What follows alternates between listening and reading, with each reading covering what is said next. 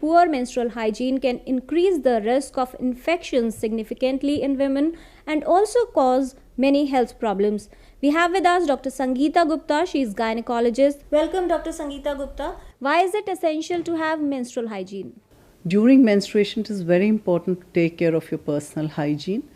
Measures like hand washing before and after going to the toilet is a routine, but it should be strictly followed during the menstruation to decrease the chances of infection. Besides this, the sanitary pad should be changed frequently, not more than 6 hours. One single pad should be used. And it is always preferable to use sanitary pads which are available in the market. However, if it's not possible for a woman to procure them for personal reasons, she can at least use a clean cloth. The cloth should be properly washed and dried before it is used for this purpose. Besides this, women who have heavy bleeding, and if they use tampons, they should stick to it. They should not combine two methods like tampons and sanitary pads. And once you're using tampons, you have to be very careful.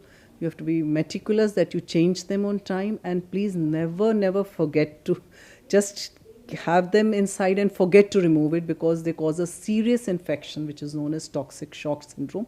It's a very serious infection and can be life-threatening. What are the risks and the severe consequences of poor hygiene during menstruation?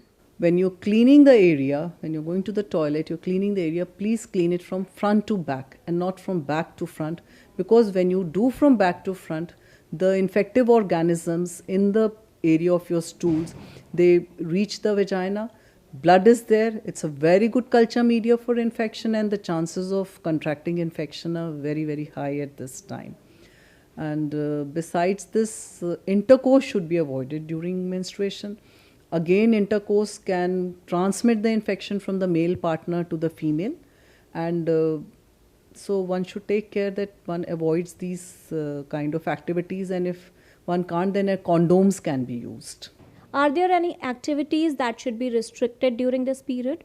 See, there is no restriction for any activity. It depends on the stamina of the woman. Every woman reacts differently to this kind of bleeding. Of course, a woman who's bleeding very heavily, feels weak, is anemic, definitely she should consult a doctor, because then there's some problem.